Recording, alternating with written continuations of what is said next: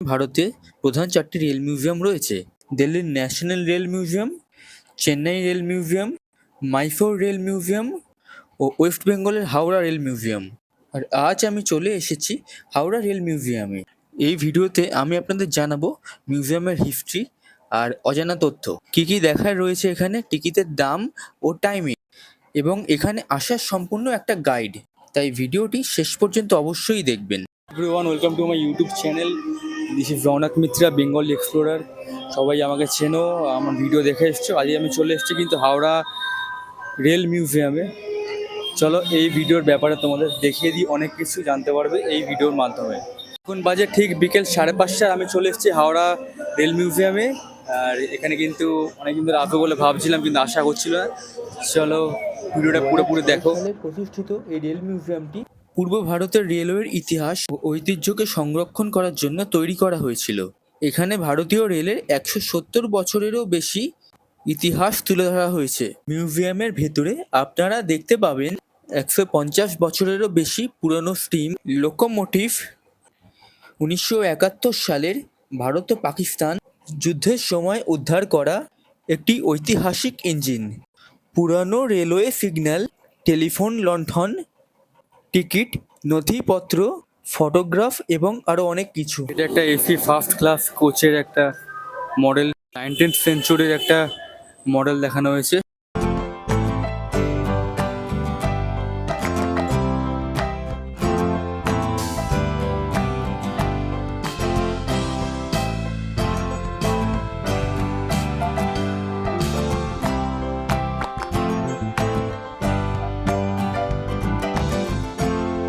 যেখানে আছে সেখানে কিন্তু প্রচুর ইঞ্জিন আছে, প্রচুর পুরোনো দিনের ইঞ্জিন রয়েছে, অনেক পুরনো, যেগুলো আমরা দেখতে পাইনি কখনো, দেখার সুযোগ হলো এই রেল মিউজিয়ামের মাধ্যমে।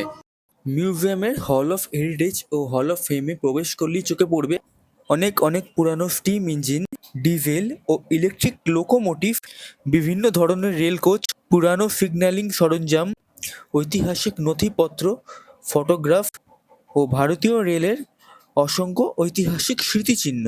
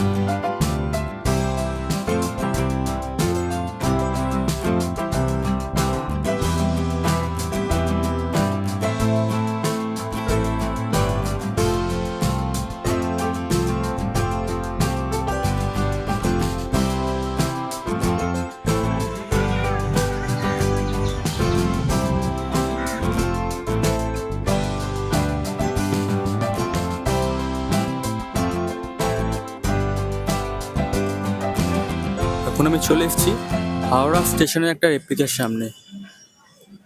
আর সামনে একটা টয় ট্রেন রয়েছে, দেখতে পাচ্ছি এখানে আমি। টয় ট্রেনটা করে মনে হয় পুরো রেল মিউজিয়ামটা ঘোরার জন্য রাখা হয়েছে। একটা নির্দিষ্ট সময় আছে, সেই সময় গেলে টয় ট্রেনটা চলে। মোটামুটি 30 থেকে 50 টাকার মতো টিকিট ফ্রি টয় ট্রেনটায়।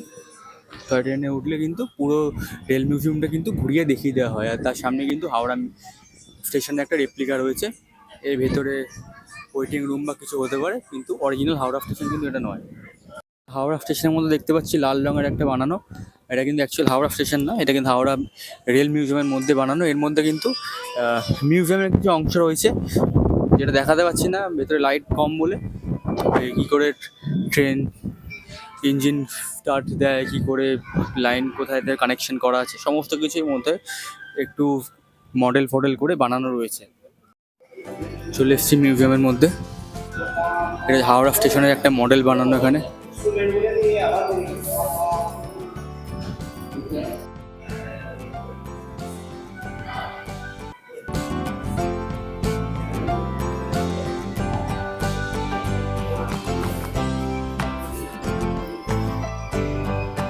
এটা হচ্ছে রেপ্লিকা অফ বড় ঘড়ি অ্যাট হাওড়া স্টেশনে যে বড় ঘড়ি ঝোলানো থাকে তার একটা রেপ্লিকা বানানো হয়েছে। টিকিট ফেয়ার হচ্ছে 30 টাকা পুরো রেল মিউজিয়ামটা ঘুরিয়ে দেখার জন্য।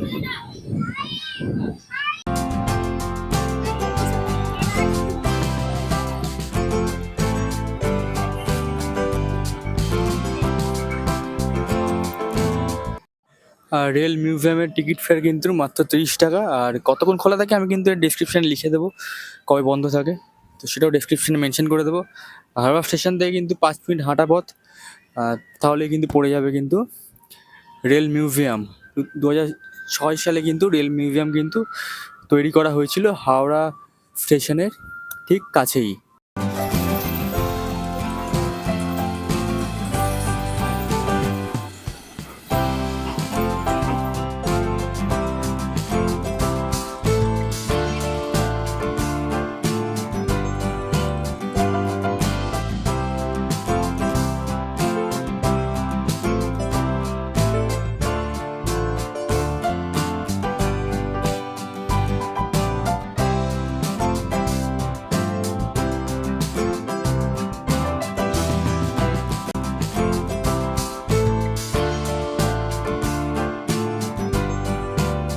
আর এখানে কিন্তু একটা রেস্টুরেন্ট আছে রেল মিউজিয়ামের মধ্যে, তো তোমরা কিন্তু চাইলে সেখানে অবশ্যই কিছু খাওয়া দাওয়া করতে পারো। আর এখানে লাইভ মিউজিক চলছে, আমি কিন্তু দেখালাম একটু আগে।